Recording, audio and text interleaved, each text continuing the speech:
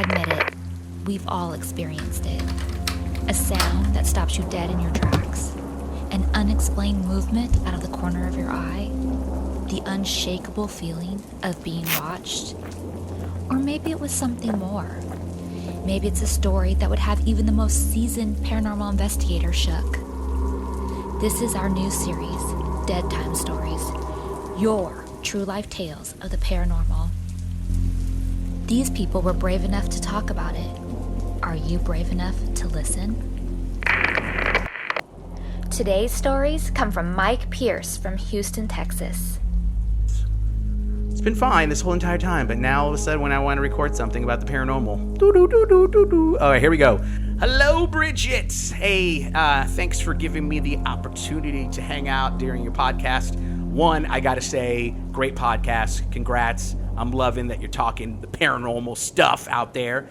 I'd like to introduce myself. My name is Mike Pierce. I'm from Houston, Texas, and I've got a couple of stories that actually happened at the same place when I first got into the paranormal, and actually after this episodes, I guess you could say, I joined the paranormal group there in South Texas. I used to live in McAllen. I'm an old radio jock. I'm no longer a radio jock, but I was doing radio down there in the valley. And during the Halloween season, my old boss, who was working television, actually invited me and my program director to come out and be a part of this whole Halloween special at UTB. It's the campus down in Brownsville. And it used to be the old Fort Brown back in the day. And I've always been into the paranormal. I loved it. But this was my first time ever on a real investigation with a couple of people who are really into it. At the time, the group, Victor, who I became really good friends with while I was there and joined his group. He was a medium. He could see and feel, and he's definitely he was the guy, the real deal. And then we had a friend of ours, well, I soon became friends with him, named George, who happened to be a priest as well. So these guys were doing stuff together, and they were like the hosts of the whole college thing that we were doing one night. I think we got there like at around 7 or 8 o'clock at night with some other people and some of the TV people. It was back in 2004 when we got together.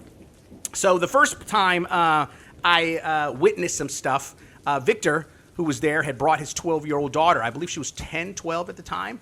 And apparently I found out that she is a medium too. She sees dead people as well. So at one point in the area of the colleges we're walking around, we got to an area where supposedly there have been witnesses had seen soldiers walking around during school. And, of course, they disappear or whatever. And at one point I'm walking, and it was kind of like I was told by his daughter. It was just me and her daughter walking around. And she was like, hey, I'm feeling kind of weird. We need to get out of here in this area. And I'm like, nah, we're totally cool. Don't worry about it. And I remember jumping over some little bushes, some hedge bushes, and I got into this area, and I was like, oh, crap. Like, the feeling I got at that time, I had never gotten that kind of feeling. A feeling where it was like, get the hell out of here now. And I looked at her, and I was like, I think she was like, what? What are you feeling? And I was like, I'm feeling I need to get out of here. I was like, my arm is starting to kill me too. She's like, let's go. Let's get out of here, and let's go to my dad. I go, she's like, my dad is going to get a laugh out of this. And I was like, oh, that's great. So we go to Victor, and he's with the group, the majority of the group, and my arm is just killing me. I think it was my right arm that I'm looking at it now. And my right arm was just killing me. It was like hurting and burning at the same time. And Victor came up to me, and his daughter walks up to us like, Dad, come over here and check out what happened to Mike. This is hilarious. And I was like, oh, I'm so glad that I'm making everybody laugh around here. And sure enough, he asked me what happened. I explained it to him, and we start looking at my arm. And sure enough, my arm right above your wrist bone right there, that little bone right there, well, you can't see it, but you know what I'm talking about. You're looking at it, and sure enough, it starts to get red, almost to like if you've gotten a carpet burn. That's what it felt like. And it started getting red, like I had gotten hit by something. I feel I got slapped by a horse's whip. That's what I feel like. That's what it feels like, a belt or some type of whip. And that apparently that's where the soldier was at that have been seen and did not want me in that area anymore. So as we're sitting there, my friend Victor says, you know what, I'm going to do a little prayer here. Let's just wait till my friend George gets here. He's a priest.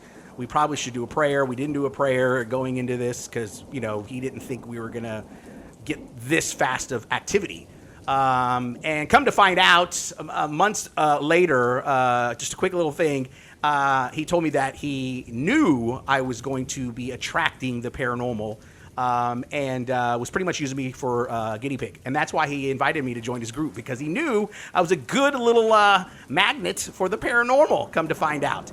And so going back to the night, we had some time to kill, and so that was my first experience right there. So as we're waiting for the priest, we go to this McDonald's right there on the campus at UTB, and probably within 30 minutes of just waiting for George to get there, he's probably going to get there about midnight or so, I look at my wrist, and it is now red, like seriously a marking, which freaked everybody in the group. Everybody in the group were calling their friends going, Mike Pierce got hit by a ghost. Mike Pierce got hit by a ghost. And that's it burned. It hurt. It was not there when I got there. But something definitely did not want me in that area and definitely left a mark on me. It was crazy. So then the second story happens. George gets there, does a prayer. We do our thing. And we get around a certain area of the college where apparently students have said they've seen a small child looking for their parent.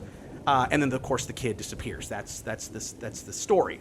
So as we're walking around, sure enough, my friend Victor, we have our recordings, and we're recording stuff at EVPs. And Victor tells me, hey, I'm getting some activity. I've got the dowsing rods. So he's like, start asking questions.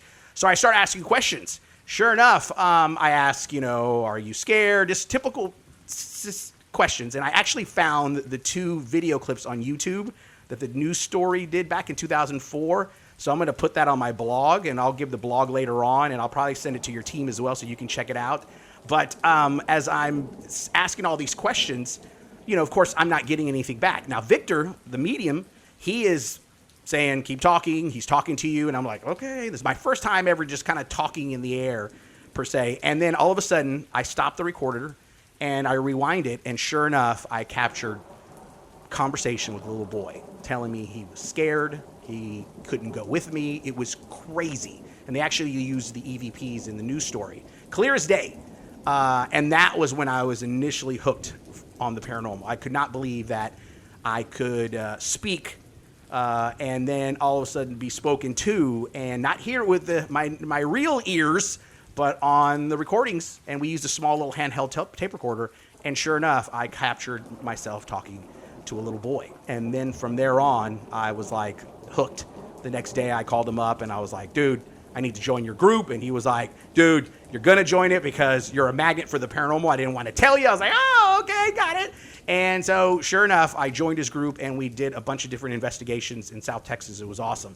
And pretty much that's it. That was my 2 main stories of the paranormal. Of course, I've got other EVPs. Maybe I'll share with your team and you can hear them on a day you're off. But that's pretty much it. So once again, thanks again, Bridget, for letting me hang out and tell my stories of the paranormal. If you want to check out those video clips, anybody that's listening, and you, Bridget, and your team, like I said, I'll send it to you, but you can also check out iwatchmike.com. That's my blog. And then you can follow me on Twitter and Instagram at Mike the Movie Guy, and then everything, all my social media stuff's on my blog, iwatchmike.com. So once again, congrats on the podcast. Shout outs to all the peeps that are calling in and leaving their ghost stories. It's awesome. My son, who's 5, is actually a big fan of the ghost paranormal shows, so it's kind of cool that he's watching it. He's into it. I haven't let him see my equipment yet because I'm going to wait till he gets older because I don't want anything. Yeah, it's one of those things. I don't want anything attached. Anyway, so once again, have a great week, everybody. And Bridget, take care of yourself. And congrats again on the podcast. Hope to talk to you soon. Bye-bye. Mike, it definitely sounds like you are a real ghost magnet. You can be on my team anytime. Thanks so much for sharing your stories. And again, you guys, if you want to check out his videos or EVPs, go to iwatchmike.com. Do you have a ghost experience that you'd like to share? I'd love to hear it. Record your haunted story on your phone and send it to GhostMagnetTV@gmail.com and make sure to include your name and city and state. Look forward to hearing it. Hey guys, if you're a fan of Ghost Magnet, please take a moment to subscribe to the podcast and like our Facebook page so you can stay informed on the latest Ghost Magnet news. We've got lots of spooky new content coming your way that you won't want to miss. Subscribe and stay tuned.